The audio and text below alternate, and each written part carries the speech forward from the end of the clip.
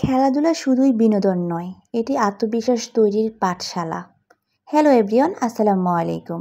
কেমন আছেন সবাই? কাছে কিংবা দূরে, দেশ কিংবা দেশের বাইরে যে যেখানেই আছেন, আশা করি সবাই ভালো আছেন, সুস্থ আছেন। আল্লাহর রহমতে আমরাও ভালো আছি।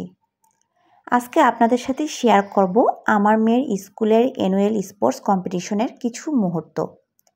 আশা করি সবাই আমার সাথেই থাকবেন। সবগুলো ভিডিওর মিউজিক অফ করে দিয়েছি। মিউজিক থাকলে হয়তো দেখতে আরও ভালো লাগতো, কিন্তু মিউজিক দিলে কপিরাইট চলে আসার একটা সম্ভাবনা রয়েছে, সেজন্য কোনো রকম রিস্ক না নিয়ে মিউজিক অফ করে ভিডিও দিয়েছি। সকাল সকাল ঘুম থেকে উঠে নাস্তা করে রেডি হয়ে বেরিয়ে গিয়েছি আমরা স্কুলের উদ্দেশ্যে। জেনিসার পাপাও আমাদের সাথে বের হয়ে গিয়েছে, সে আমাদেরকে স্কুলে দিয়ে অফিসে চলে যাবে। এই ভিডিওটা কিন্তু আরও কিছুদিন আগের, সময়ের অভাবে এডিট করতে পারি না, তাই আপনাদের সাথে শেয়ার করতেও লেট হয়ে গিয়েছে। এই তো আমরা স্কুলে চলে এসেছি। স্কুলের প্রোগ্রামটা 9টা থেকে শুরু হয়েছে, তো আমরা আস্তে আস্তে 9:30 বেজে গিয়েছে। প্রোগ্রাম অলরেডি শুরু হয়ে গিয়েছে। ছোটোবেলায় স্কুলে যেমন আমরা বই দিয়ে একজন আরেকজনের জন্য বেঞ্চে জায়গা রাখতাম, ঠিক তেমনি আমার জন্য ভাবিরা জায়গা রেখেছে ব্যাগ দিয়ে, মানে চেয়ারের উপর ব্যাগ রেখে দিয়েছে, তো আমি গিয়ে আর বসার জন্য ঝামেলা হয় না, একদমই সামনে বসতে পেরেছি। আসলে এই জিনিসটা দেখে না আমার স্কুলের স্মৃতি মনে পড়ে গিয়েছে। যখন আমরা স্কুলে পড়তাম তখন এইভাবে ব্যাগ দিয়ে অথবা বই দিয়ে আমরা একজন আরেকজনের জন্য বেঞ্চে জায়গা রাখতাম, যাতে করে সে আসলে একসাথে আমরা বসতে পারি, ফ্রেন্ডরা একসাথে বসা যায় সেজন্য।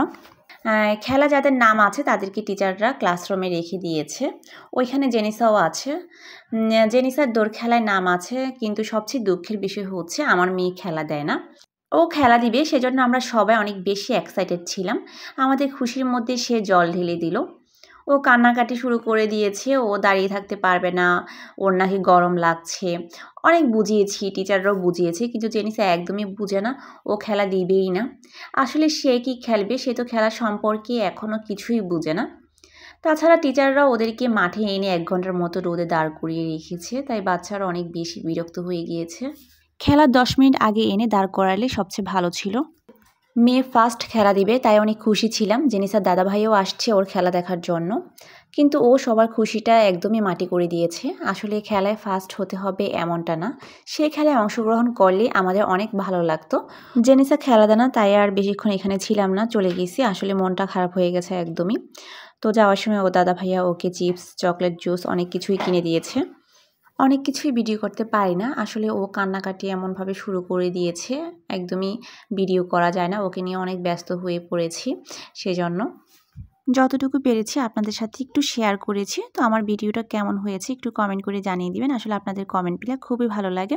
তো আজকের ভিডিওটা এই পর্যন্তই। আল্লাহ হাফেজ।